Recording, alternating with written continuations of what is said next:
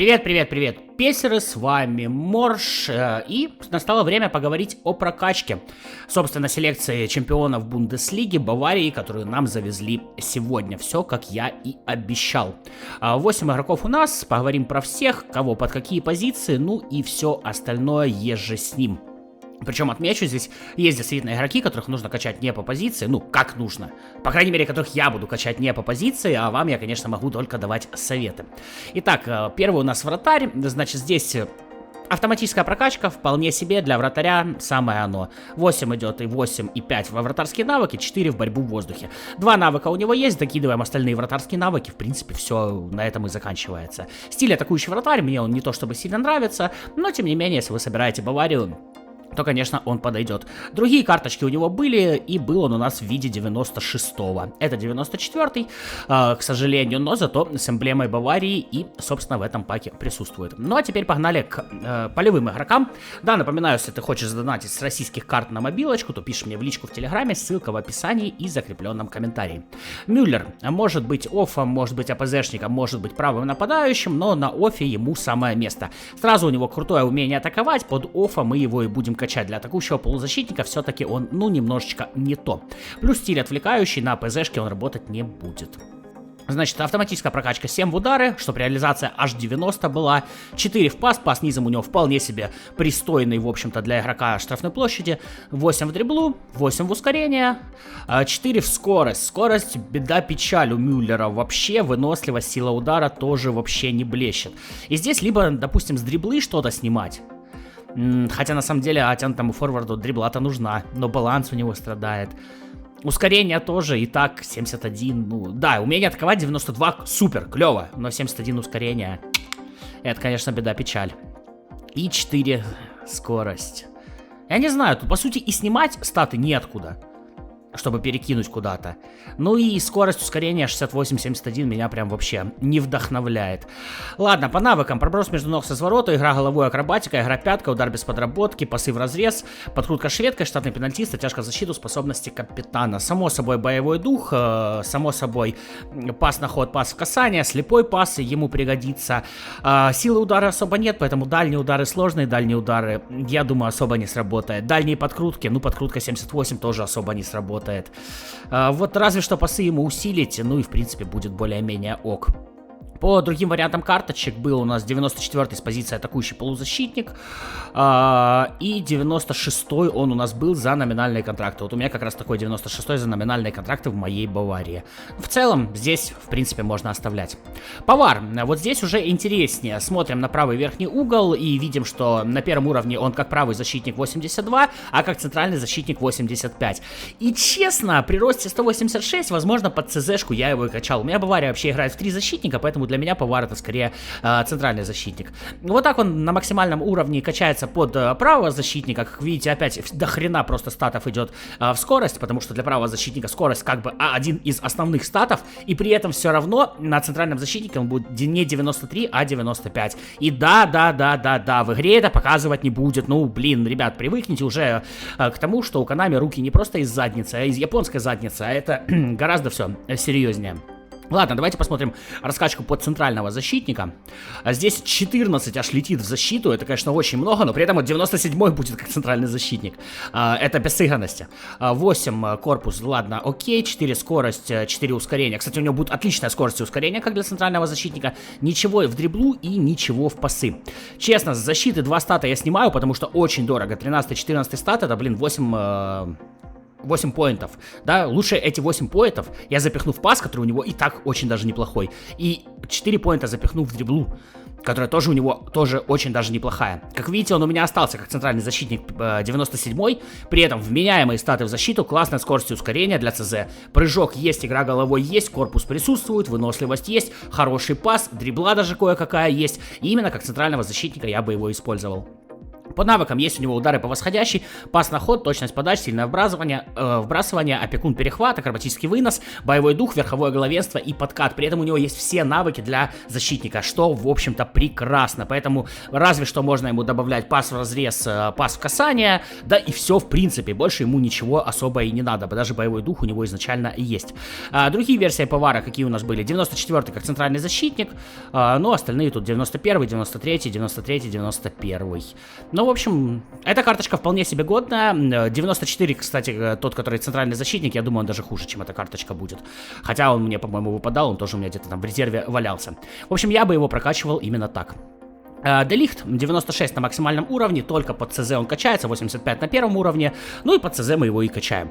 12 в защиту, 7 в корпус, 4 в силу, ног и выносливость, ничего в ускорение, ничего в дриблу, ничего в пасы. Я не знаю, 12... Это, конечно, дорого. Я бы отсюда реально пару статов бы снял, вот так, до 10 где-то оставил. 4 бы вкинул в пасы, вот. Пас у него очень даже неплохой для ЦЗшника. Вот, и, наверное, ну, ускорение или дриблу. Ну, тут 2 стата остается, как бы, либо туда, либо туда. В ускорении, пожалуй, только 1 у него здесь показатель будет работать, чисто ускорение. Ну, баланс еще, ладно. 2 в баланс или в дриблу. Не знаю. Или пасы ему даже не оставлять. Ладно, пожалуй, я бы оставил автоматическую прокачку. Тут 1 в ускорение пошел почему-то. А почему 1 пошел в ускорение? Что-то я не понял. Защита же 12 вроде была. Или нет, или да. Вот здесь вот было 7, а вот здесь вот было 12. Ну и да, в принципе, великолепнейшие показатели в защиту. Отличный корпус, игра головой есть, прыжок есть, выносливости, в принципе, для центрального защитника хватать будет. Да, немножко провал с ускорением, пас тоже будет не особо хорош, но, тем не менее, защитные показатели здесь будут тащить. По навыкам, игра головой, пас касания, пас на ход, опекун перехват, акробатический вынос, способности капитана, боевой дух, верховое главенство, блокировщик. Опять же, в принципе, все навыки для защитника у него есть изначально, долавливать здесь ничего не надо. Пас касания, пас на ход есть, еще можно добавить пас разрез, низкий пас навесом, например. Ну и все, в принципе, будет у вас очень хороший защитник, сыгранность он будет 98, вполне себе. Мусиала. К сожалению, бледная тень того Мусиала, который был в команде недели, тот вообще получше, на порядок получше, можете потом сами сравнить. 94 как атакующий полузащитник он должен у нас быть, но обращая внимание на правый верхний угол, как левый нападающий он у нас 86, и как левый полузащитник 85 на первом уровне, как и атакующий. Поэтому, в принципе, можно его качать под ЛПЗ. Просто я считаю, что стиль креативный плеймейкер на левом нападающем все-таки, ну, немножечко не то. Но мы его будем под атакующего и затачивать.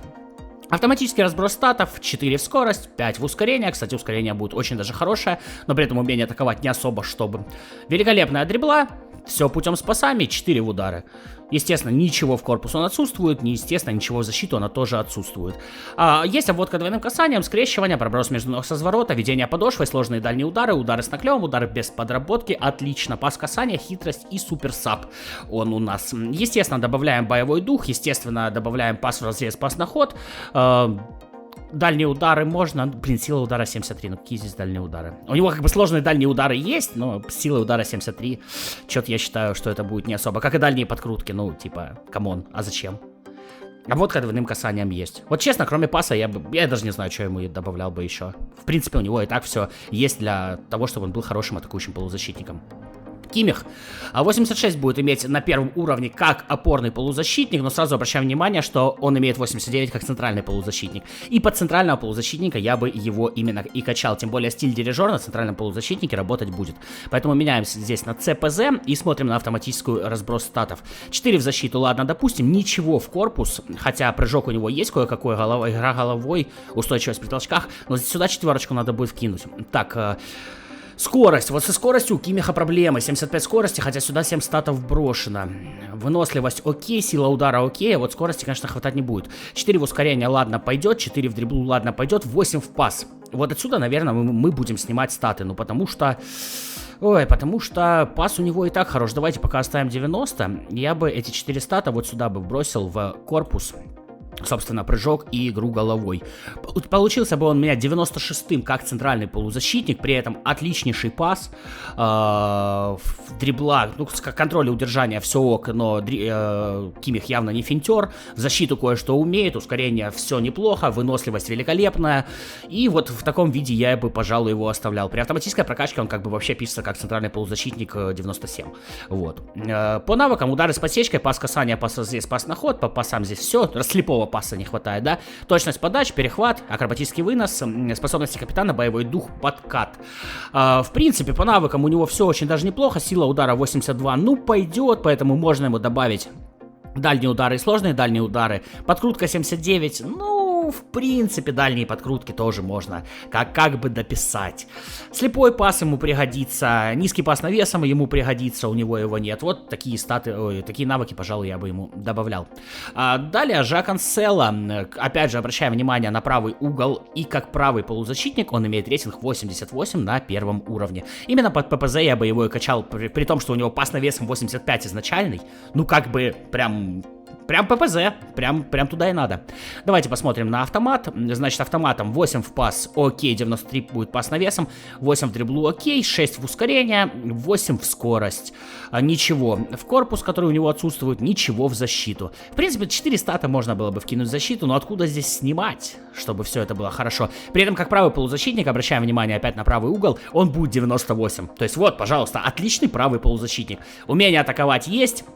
То есть он будет идти вперед, реализации не хватает, да, но он такой, что пройти вперед, хорошо навесить. По сравнению с Бекхэмом, даже поинтереснее Бекхэма будет, как мне кажется, по крайней мере.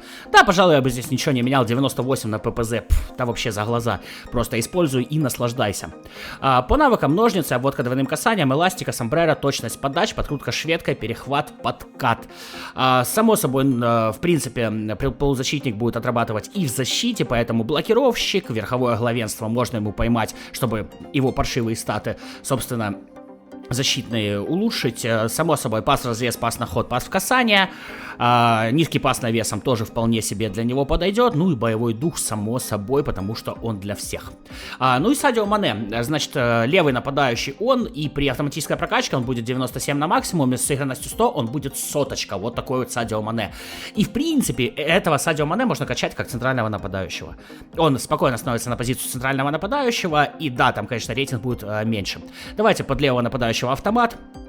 Раскачка здесь вполне себе, я уже ее просматривал, я бы здесь ничего не менял. Великолепнейшая скорость и ускорение, все путем с дриблингом, пас отсутствует. И вот таким, в принципе, я бы его на центральном нападающем и юзал. Умение атаковать есть, да, реализация будет хромать, ну а что поделать.